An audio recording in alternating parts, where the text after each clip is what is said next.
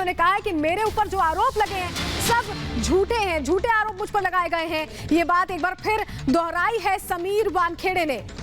पहुंचे हैं, मुझ पर लगे सभी आरोप झूठे हैं। एनसीबी दफ्तर पहुंचे हैं समीर वानखेड़े और उन्होंने बड़ी बात कही है।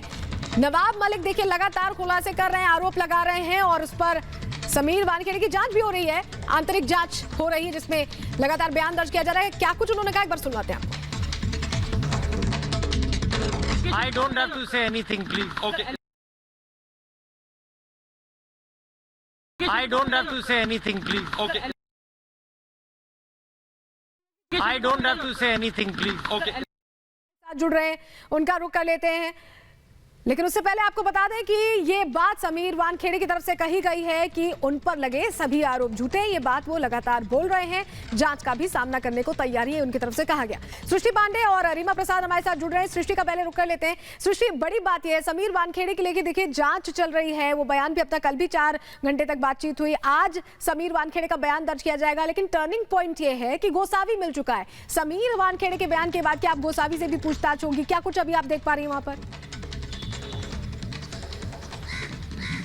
बिल्कुल, देखिए सलोनी, इस वक्त सीआरपीएफ मेस पे हम मौजूद हैं। जैसा आपने बताया कि विजिलेंस की टीम जो पहुंची हुई थी दिल्ली से, उसके 3 आला अधिकारी जो हैं वो यहां पर पहुंच चुके हैं, लेकिन डीडीजी ज्ञानेश्वर सिंह अभी यहां पर नहीं पहुंचे हैं। आपको बता दें कि कल समीर वानखेड़े का बयान दर्ज कराया जा चुका है। 4 घंटे तक इसी सीआरपीएफ मेस में पूछताछ होती है और बयान दर्ज किया जाता है। हालांकि डीडीजी की ओर से साफ तौर पर यह बात कही गई है कि समीर वानखेड़े को अगर जरूरत पड़ती है तो दोबारा यहां पर बुलाया जाएगा, लेकिन अभी तक ऐसा कोई इंडिकेशन उनकी ओर से नहीं दिया गया है कि दोबारा से समीर वानखेड़े को स्टेटमेंट दर्ज कराना होगा। लेकिन जैसा आपने गोसावी का जिक्र किया, चूंकि वो बहुत इंपॉर्टेंट क्लू है, 2 दिन का समय एनसीबी की ओर से दिया गया था गोसावी को और प्रभाकर सेल को कि उसे एनसीबी के सामने आना है, क्योंकि तमाम बातें जो प्रभाकर सेल की ओर से करोड़ों रुपए का एक्सटॉर्शन का आरोप लगाया गया है और उधर गोसावी जिस तरीके से लगातार अपने वीडियोस बना रहा है और उसको ढूंढा जा रहा था पुणे पुलिस की ओर से, लेकिन पुणे पुलिस ने उसे डिटेन किया है। लेकिन यह समझना भी बहुत जरूरी है कि डिटेन उसे इस मामले में नहीं किया गया है। पुणे के ऑफिशियल्स लगातार ये बात बोल रहे हैं कि एनसीबी की ओर से कोई रिटन में रिक्वेस्ट हमारे पास में आती है,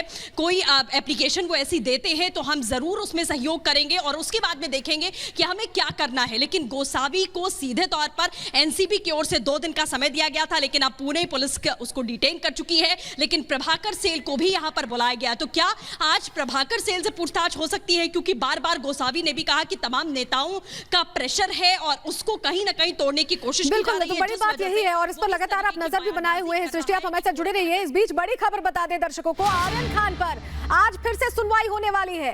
बॉम्बे हाईकोर्ट में जमानत पर सुनवाई आज भी जारी रहेगी। दोपहर 2:30 बजे बॉम्बे हाईकोर्ट में सुनवाई होगी। कल आर्यन खान, मुनमुन धमेचा, अरबाज मर्चेंट के वकीलों ने अपना पक्ष रखा था। आज एनसीबी के वकील अपना पक्ष रखने वाले हैं। तो सुनवाई आज भी जारी रहेगी और पोस्ट लंच ही सुनवाई की बात सामने आ रही है। बॉम्बे हाईकोर्ट में आज ये सुनवाई होगी। 2:30 बजे के बाद ये सुनवाई होगी। दोपहर 2:30 बजे के करीब जो समय बताया जा रहा है, एनसीबी के वकील आज अपना पक्ष रखेंगे। और हमारे साथ रीमा प्रसाद लगातार जुड़ी हुई है। रीमा, आप कोर्ट की प्रोसीडिंग्स का लगातार ध्यान रख रही हैं। जो अभी कल जिरह हुई थी, ये कहा भी जा रहा था, आपने भी कहा था और ये समझ में भी आ रहा था कि पोस्ट लंच है, लंबा चलेगा। आज क्या सिनेरियो रहने वाला है? आज एनसीबी फिर वो बात दोहराएगी कि जमानत नहीं मिलनी चाहिए? देखिए, वक्त लग रहा था कल भी बीच में जब दलीलें बहुत ज़्यादा लंबी चल रही थी तो कोर्ट ने, जज ने पूछ लिया बीच में इंटरप्ट करके कि क्या अगर ये सुनवाई इतनी लंबी चलने वाली है, अगर आप लोगों को इतना वक्त लगना है तो क्या हम इसे रोक दें? फिर अमित देसाई की तरफ से कहा गया था कि नहीं, हम कंक्लूज कर रहे हैं। लेकिन फिर भी ये समझ में आ गया था कि एनसीबी के तरफ से जब एएसजी अनिल सिंह बोलेंगे तो उन्हें भी कम से कम 45 मिनट्स लगेंगे, जो कि एएसजी अनिल सिंह ने कहा भी था जज के सामने। तो अब इसीलिए सुनवाई टाल दी गई। वक्त बहुत लग रहा है और सबसे ज़्यादा दिक्कतें कहाँ आ रही है, क्योंकि पोस्ट लंच हो रहा है, लंच के बाद हो रहा है और जो कोर्ट की एक समय सीमा है उसके दायरे में अगर नहीं हो पाए तो फिर सुनवाई टल जा रही है और वही 2 दिन से हो भी रहा है। आर्यन खान को लेकर आज क्या होना है कोर्ट में? आज एनसीबी अपनी दलीलें रखेगी और एनसीबी के दलीलों का इंतजार इसलिए है क्योंकि अभी तक अरबाज को लेकर अमित देसाई जिरह कर चुके हैं हाई कोर्ट में, मुकुल रोहतगी कर चुके हैं जिरह, आर्यन खान को लेकर, मुनमुन धमीजा को लेकर अली कासिफ कर चुके हैं। इंतजार सिर्फ और सिर्फ एएसजी अनिल सिंह का है कि ऐसे वक्त में जब तमाम घटनाक्रम गवाहों को लेकर जो गोसावी की आप बातें करी हैं या प्रभाकर की बातें करी हैं, क्या इन बातों की चर्चा कोर्ट में होगी एएसजी अनिल सिंह की तरफ से? क्योंकि जो समीर वानखेड़े ने सेशन कोर्ट में हलफनामा दिया, सलोनी वहां इस बात का जिक्र कर दिया गया कि हम जो शक जाहिर कर रहे थे, हम जिस बात पे अड़े हुए थे कि बेल नहीं होना चाहिए वरना बेल होगा तो ये जांच प्रभावित होगी। साफ तौर पर तो पोस्ट लंच ये सुनवाई होगी। रिमा माफ कीजिएगा, आपको रोक रही हूँ। सृष्टि जरा ये आपसे समझना चाहेंगे, जानकारी ये भी मिल रही है कि आज जो विजिलेंस के अधिकारी उनसे कुछ और एनसीबी के अधिकारियों से वो पूछताछ कर सकते हैं क्योंकि पूरा मामला बहुत कॉम्प्लेक्स हो चुका है। तो समीर वानखेड़े के अलावा कुछ और एनसीबी अधिकारियों से क्या पूछताछ संभव है, क्या इनपुट्स मिल रहे हैं आपको सृष्टि?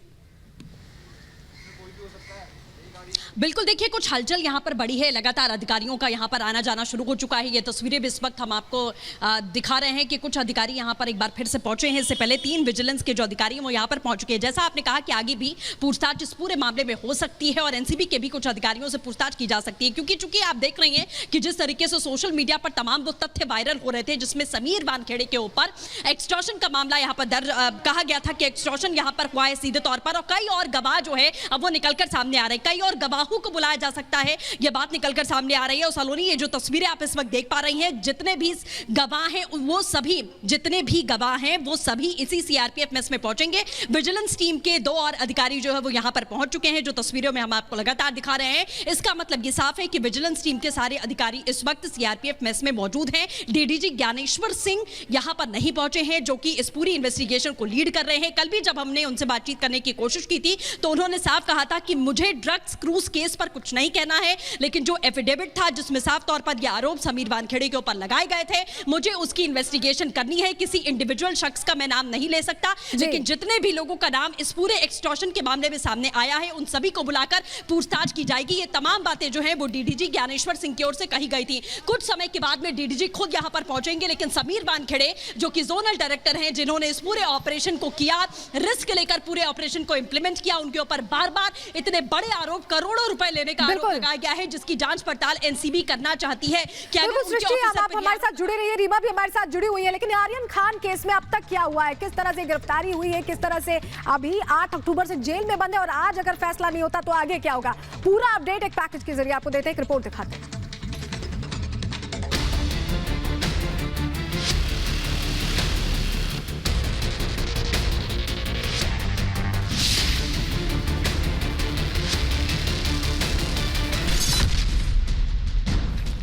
आर्यन खान का आज क्या होगा? क्या आज आर्यन को मिलेगी राहत? ड्रग्स केस में फंसे शाहरुख खान के बेटे आर्यन खान की जमानत का पेच एक बार फिर फंस गया है। आर्यन की जमानत पर बॉम्बे हाईकोर्ट में आज 2:30 बजे फिर सुनवाई होगी। 8 अक्टूबर से आर्यन खान जेल में बंद हैं। उनके साथ क्रूज ड्रग्स केस में फंसे अरबाज मर्चेंट और मुनमुन धमेचा भी जेल में बंद हैं। आर्यन के साथ ही अरबाज मर्चेंट और मुनमुन की जमानत याचिका पर भी आज सुनवाई होगी।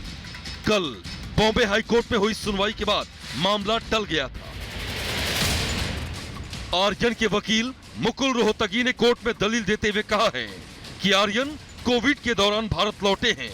वे कैलिफोर्निया में पढ़ाई कर रहे थे। आर्यन कस्टमर नहीं थे। आर्यन खान क्रूज पार्टी में मेहमान थे, लेकिन वकीलों की दलीलें कोर्ट में काम नहीं आई और आर्यन की जमानत पर सुनवाई टल गई। निजी सेवन से अधिक का केस नहीं है। ये मामला जाल में फंसाने का है। कोई ब्लड टेस्ट नहीं किया गया। क्रूज पर मौजूद 2 लोगों को जमानत दे दी गई तो बाकी लोगों को भी जमानत मिली। पुराने व्हाट्सएप चैट का जिक्र करते हुए कहा कि उस चैट का इस केस से कोई संबंध नहीं है। कोई मोबाइल जब्त नहीं किया गया। आज दोपहर 2:30 बजे से इस मामले पर फिर सुनवाई होगी। आर्यन खान